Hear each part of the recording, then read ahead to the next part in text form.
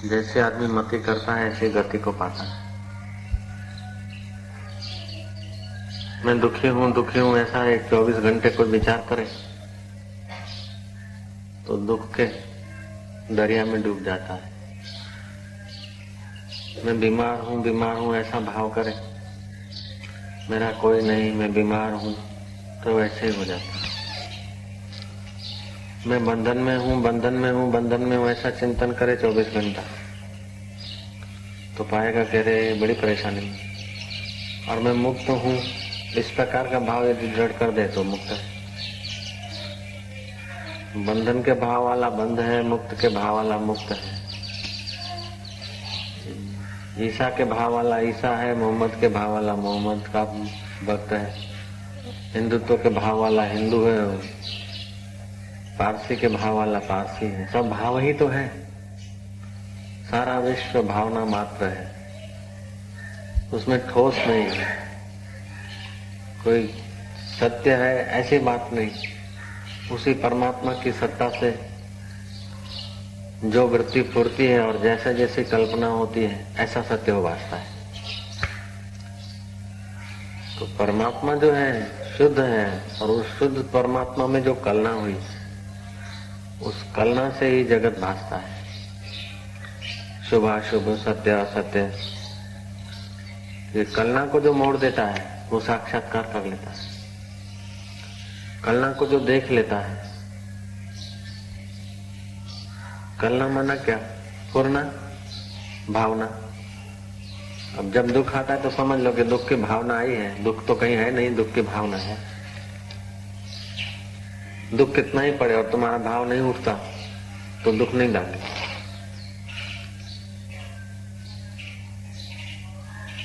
अस्पताल में कितने ही लोग मरीज मर रहे हैं, सड़ रहे हैं, गल रहे हैं, चीख रहे हैं, लेकिन उन मरीजों में तुम्हारा भाव नहीं है, अपनात्व, ममता नहीं है तो कुछ नहीं।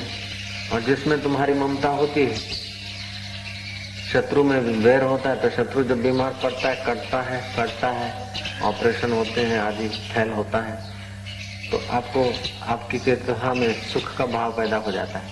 हर उससे बोले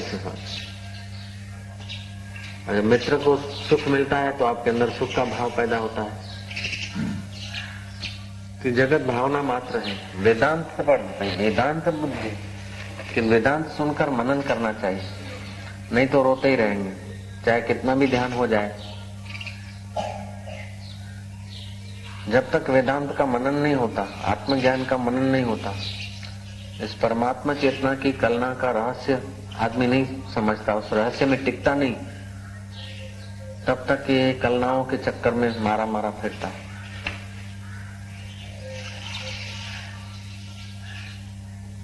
और ये कलनाएं मोह से, राग से, अविद्या से। अविद्या सारे दुखों का अनर्थ है। अविद्या जो विद्यमान है उस परमात्मा को न देखने दे और अविद्यमान में कलना पैदा हो जाए, इसका नाम अविद्या है।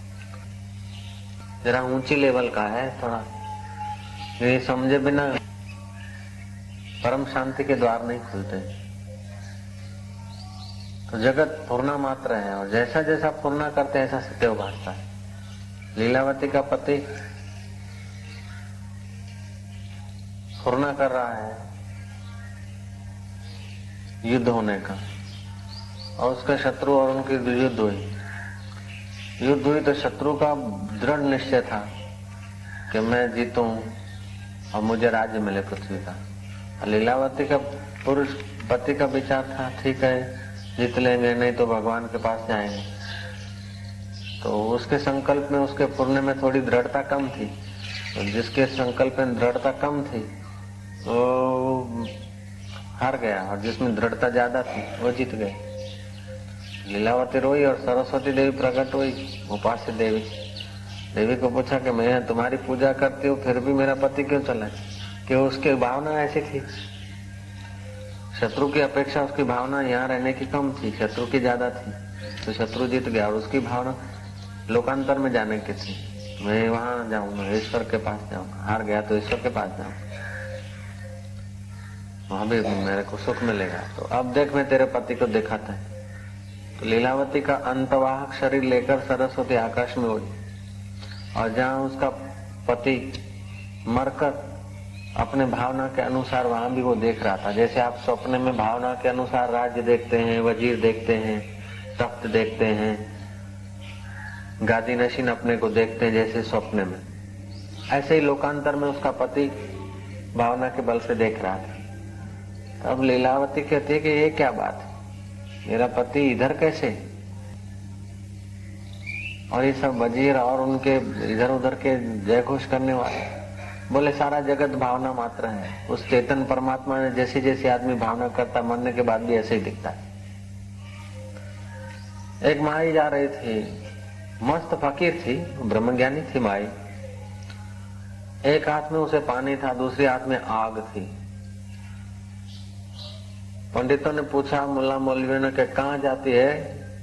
उसने कहा कि मैं जाती हूँ तुम्हारे स्वर्ग को आग लगाने, तुम्हारे बिस्त को आग लगाने जाती हूँ, और तुम्हारे दोजक को जरा पानी छांट के ठंडा बनाने जाती हूँ। बिस्त को आग लगाने जाती हूँ और दोजक को शीतल करने जाती हूँ। मतलब वो फकीर मस्त फकीर थे कि तुम्हारा भावना में ही बिस्त है और भावना में ही दोजक है, तो इन दोनों को, जो दोजक की भावना है, दुख की भावना है, उसको पानी डालकर हटाती हूँ, और जिसमें सुख की भावना है उसको आग लगा के पूरा कर देती हूँ। भावनाओं से हम भ्रमित हो रहे थे। मैं स्वर्ग में जाऊं, फिल्म में भी तो भावना होती है, तब मजा आता है। हा। भावना ही होती है तभी मजा आता है। दुराचार में भी जब कुभाव होता है तब मजा आता है, सदाचार में स्वभाव होता है तब मजा आता है, और मौन में भी, एकांत में भी जब समझ का भाव होता है तो एकांत में मजा आता है। पापी आदमी को मजा नहीं आएगा, ना समझ आदमी को मौन में मजा नहीं आएगा। शरीर से तो चुप रहेगा, फिर भी मन से तो चलता रहेगा। तो मन के चलन को जो देखता है उसका मन रुक जाता है। भोला बाबा कहते हैं मन मार देता धीर सो भवबंध से छूट जाए। जो मन को मार देता है, मन के कल्पनाओं को, संकल्पों को हटा देता है, संकल्पों को देख के संकल्पों से अपना पिंड छुड़ा देता है, वो तर जाता है। बाकी तो कोई ईसा की भावना से ईसा का भगत है, कोई राम की भावना से राम का भगत है, कोई देवी की भावना से देवी का भगत है, कोई झूलेलाल की भावना से झूलेलाल का भगत है, कोई विषयों की भावना से विषयों का भगत है। तो विषयों का भगत विषय होता है, पामरों का भगत पामर होता है, देवताओं का भगत देवताओं तक जाता है। भगवान की आकृति वाला भगत भगवान की आकृति जैसे उसमें जाते हैं लोकांतर में। लेकिन जो भगवान की असलियत को जानता है वो भगवान की असलियत में समा जाता है। पहले जिस प्रकार का आपको ज्ञान होता है, जिस प्रकार की भावना होती है, उसी प्रकार आप पहुंच जाते हैं। भावना हुई मोटेरा आने की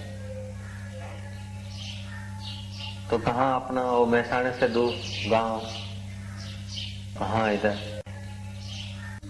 तो कलना जब संसार में होती है तो हम संसार में, जब दुख में होती है तो हम दुख में होते हैं। कलना जब रोग में होती है तो हम रोगी होते हैं। शरीर को रोग है और तुम्हारी कलना कुछ अच्छा चिंतन कर रही है तो आपको रोग का दुख नहीं होगा। राजेंद्र बाबू को फोड़ा हो गया था, राष्ट्रपति राजेंद्र बाबू। तो नस्तर रखने के लिए डॉक्टर आया, उसने कहा कुछ इंजेक्शन मारे या ऐसा क्लोरोफॉर्म का कुछ उपयोग करे शरीर पर, आपको पेन होगा नहीं तो। राजेंद्र बाबू ने कहा ठीक है, ऑपरेशन करना है करो। ऑपरेशन करने की तो मना नहीं है, लेकिन ऐसा है कि ठहरो जरा, मैं गीता पढ़ता हूँ, 2-5 मिनट छोड़ देना, मैं गीता पढ़ता हूँ। गीता में पढ़ते पढ़ते मैं अपनी भावना गीता के ज्ञान में स्थित कर दूंगा और तुम अपना ऑपरेशन कर लेना। राजेंद्र बाबू ने गीता पढ़ी और ऑपरेशन करने वाले ने जो नस्तर रखना था, छोटा सा ऑपरेशन करना था, कर दिया। जब गीता रखी तो बोला बहुत दर्द होता है। मैंने पूछा कि इतनी देर आपको, जब चक्कू घूम रहा था दर्द नहीं हुआ? बोले उस वक्त मेरी कलना भावना उधर ज्यादा थी, इधर कम थी। होता तो था लेकिन इधर गौण वृत्ति थी और वहां गीता में मुख्य वृत्ति थी। अब गीता छूट गई तो दोनों वृत्ति यहाँ आ गई। ऐसे ही जो ब्रह्मवेता महापुरुष हैं तो वे जगत में जब होते हैं, जगत के व्यवहार में जब उनकी कलना होती है, तो जैसे हम लोग हैं ऐसे ही वे लगते हैं। खाते हैं, रोते हैं, राग द्वेष खिंचाव तनाव, मेरा तेरा, ये वो सब हम में और उनमें तनिक भी फेर नहीं लगता, क्योंकि हम वहीं जीते हैं, वो भी वहां जीते हुए दिखते हैं। लेकिन उनकी जो कलना है, उनकी जो भावना है, वो बाधित हुई है। उनका सारा जो व्यवहार है ना, भुने हुए बीज की तरह है। इसलिए उन्होंने जब तत्व साक्षात्कार किया तो पूरी अविद्या अपने कार्यों सहित बाधित हो गई। पूरी अविद्या जब कार्यों सहित बाधित हो जाती है तो फिर अविद्या के कार्य हम जैसे ही वे करते हुए नजर आते हैं। हो सकता है कि हम देखें तो उनमें आरोप भी करें कि हमारा मन एमना शो, फिर हमारा एमना करता हमें थोड़ा हारा चाहिए, ऐसा भी लगे।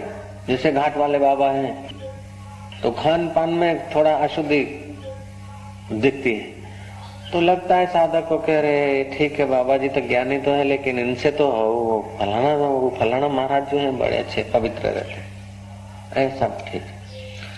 लेकिन उनके लिए सारा जगत बाधित हो जाता है, सारा जगत अविद्या का कार्य हो जाता है। तो अविद्या का कार्य होने के नाते उनकी गौण वृत्ति और मुख्य वृत्ति दोनों वृत्ति अध्यारोपित दिखती है। अध्यारोप समझता है ना? अध्यारोप का मतलब है कि जैसे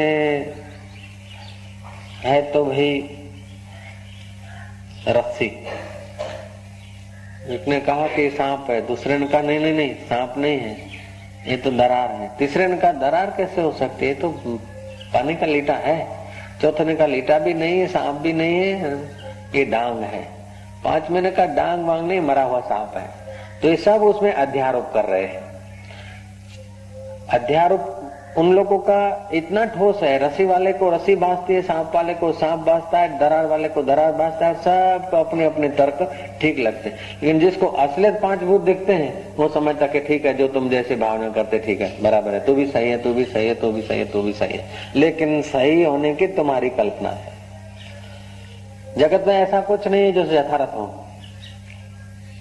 जैसी जैसी भावना होती, जैसी जैसी कलना होती, अष्टावक्र महाराज कहते हैं मुक्ता अभिमानी मुक्तो।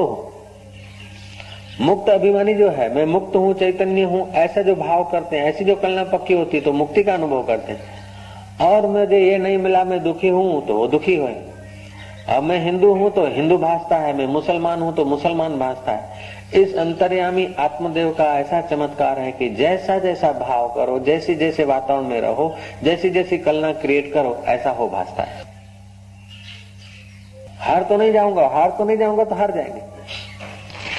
ये नहीं है कि ज्यादा लोग जीते हैं, जीत सकते हैं, ज्यादा लोग जो होते हैं वो जीतते हैं, ऐसी बात नहीं है। कम संख्या के लोग हारते हैं, ऐसी बात नहीं है। कलना किसकी ज्यादा है, दृढ़ता किसकी ज्यादा है?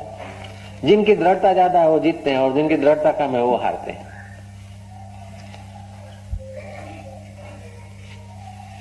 सिकंदर के पास एक टैक्ट थी। जर्मनी के सड़कों पर लोग घूम रहे हैं, अपने आदमियों को भेजा कि देखो जवान कैसे घूम रहे हैं, इनकी रीढ़ की हड्डी जरा कड़ी है कि झुकी है, झुके हुए चलते हैं या मर्दानगी से चलते हैं, सर्वे करो। आदमी ने सर्वे किया, बोले आदमी थोड़े झुके हुए चलते हैं, बोले इनके जीतना सरल है, क्योंकि उनके कलना, उनका भाव दबा हुआ भाव है।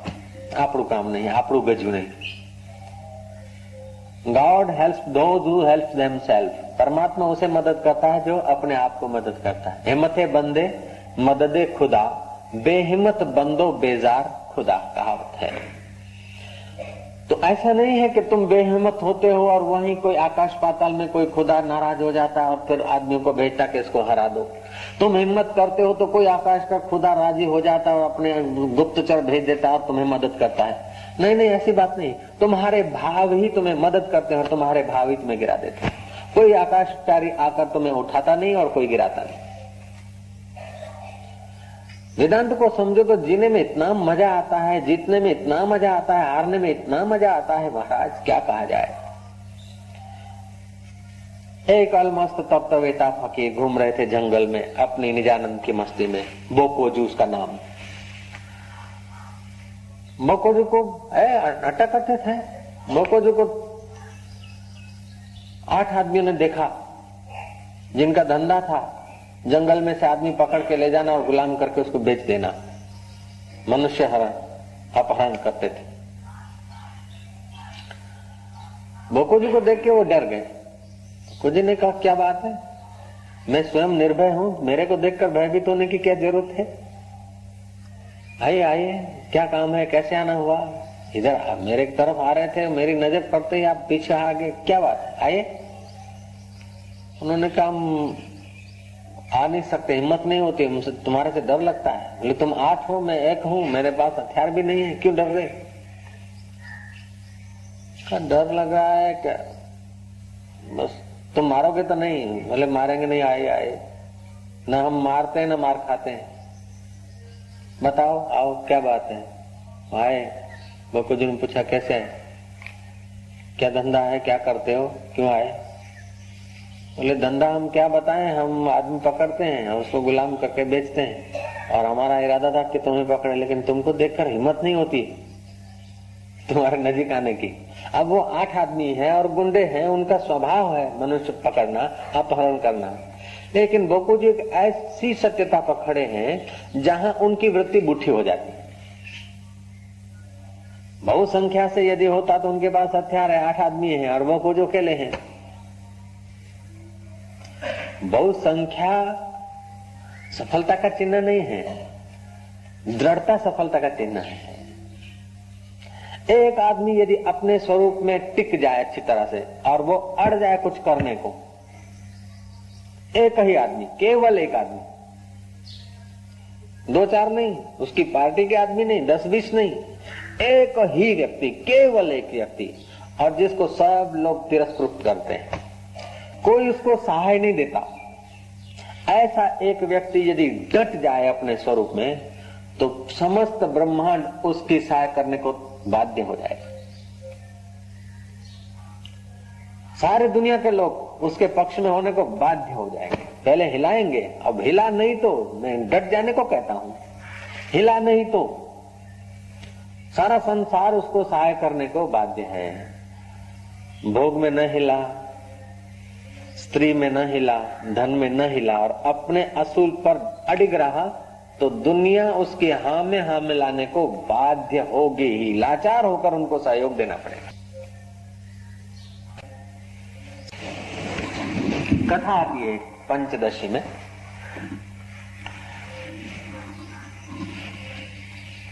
पानी के जलाशयों के किनारे पक्षियां घूमे करते, आपको कहे टिटोरी होते करके घूम कबर टिटोड़ी, गुजराती में टिटोड़ी कहे, सिंधी में लाए छाछना। रहते थे समुद्र किनारे, उनके बच्चे आने फूटने के थे अंडे। टिटोरे ने कहा, चलो अपने दूर आज निकल चलते। टिटोरी ने बोला, हमारे बच्चे को क्या होगा, ये समुद्र तो तूफाने चढ़ता है, उसको तो पता भी नहीं कि हमारे बच्चे कैसे घसीट ले जाए, तो ये बड़ा लुच्चा है। टिटोरा बोलता कि पगली, मेरे होते हुए और तो अपने बच्चे वो ले जाए समुद्र और अपने बच्चे ले जाए, तो क्या नादानी की बात कहती है। बोले, आप क्या, ये तो इतना बड़ा विशाल, इतना विशाल। बोले, खबरदार, चलो।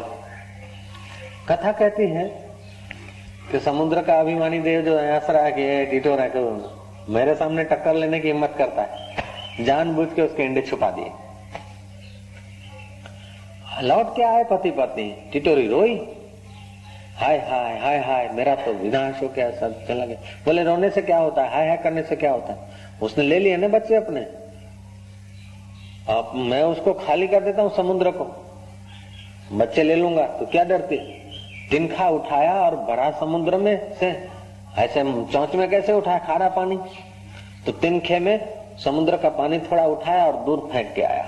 2-4 बार किया। पत्नी कहती कि ऐसे भी कोई समुद्र सूख सकता है, आप क्या कर रहे हैं। बोले, तू मेरे संकल्प में आड़ मत दे, तू यदि मेरी अर्धांगिनी है तो मेरा सहयोग कर, और नहीं तो दूर भाग। 2-4 बार उलेटा, पत्नी चालू हो गई, पक्षी आए, घूमे, मजाक किया कि क्या करते पागल, कहाँ समुद्र, कहाँ तुम, जरा समझ के तो करो, अकलमंदी तो करो। बोले अकलमंदी यही है कि अपने संकल्प करो नहीं, और करो तो फिर हटो नहीं, यही अकलमंदी है, दूसरी कोई अकलमंदी नहीं है।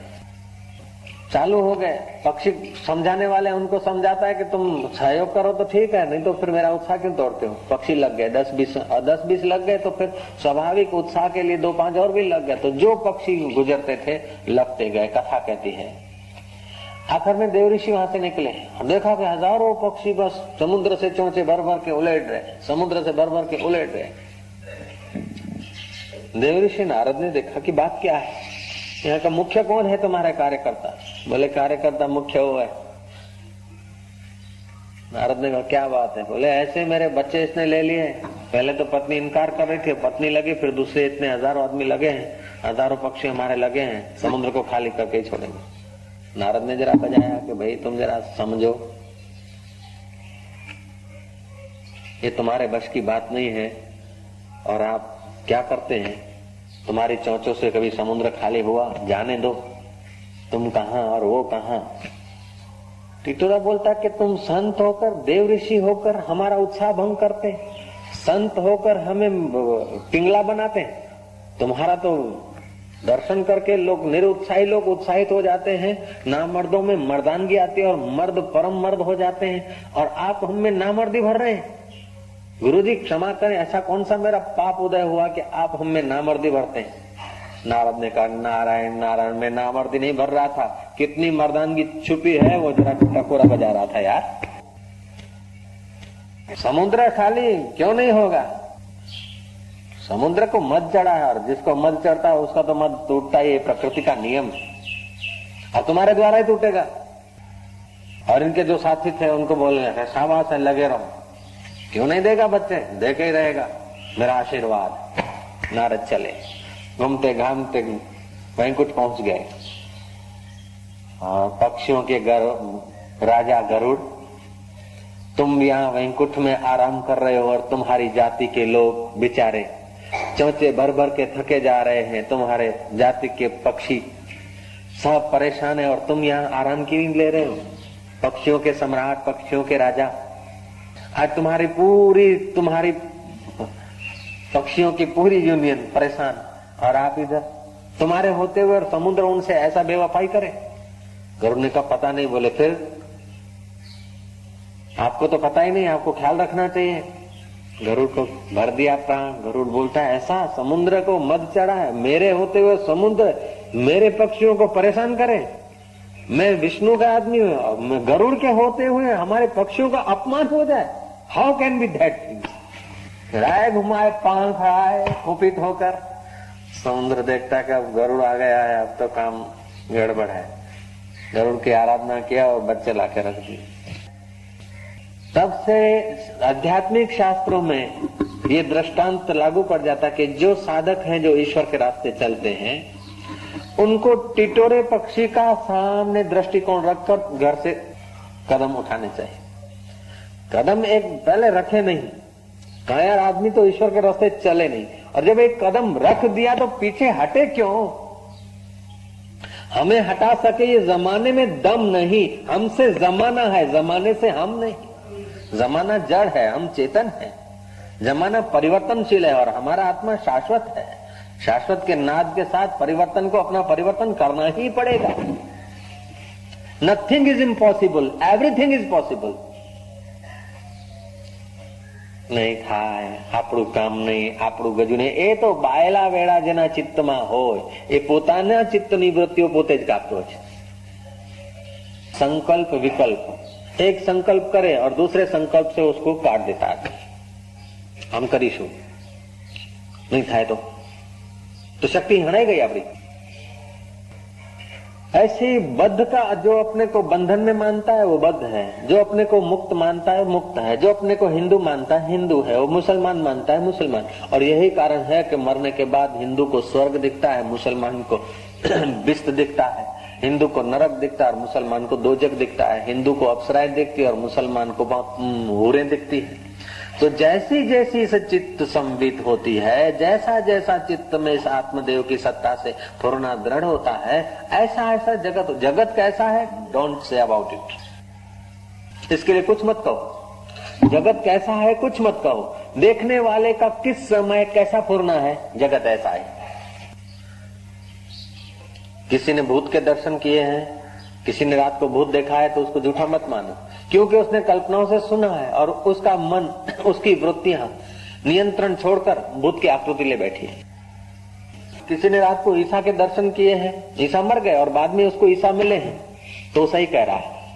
जो मर गए ईसा वो तो नहीं आया, लेकिन इसके मन में जो ईसा बैठ गया वो नियंत्रण खोलकर रात को खड़ा हो गया। किसी को कृष्ण दिख रहे हैं तो झूठ नहीं बोल रहा है। कृष्ण जो बंशीधर थे, जो मूर्ति दिखती है, वो मूर्ति तो अमूर्त में खो गई, लेकिन तुमने मूर्ति देख देख कर इस आत्मदेव की सत्ता से चित्त में मूर्ति फिट कर दी।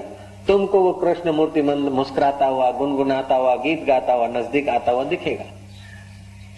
मीरा की कल्पना जब दृढ़ीभूत होती थी तो कृष्ण मुस्कुराते हुए नजदीक आते थे, और कल्पना जब विच्छेद हो जाती थी कुटुंबियों के कारण या वातावरण के कारण, या कल्पना एक जैसी रहती भी नहीं, तो कल्पना जब खो जाती तो कृष्ण अदृश्य हो जाते, फिर मीरा रोती।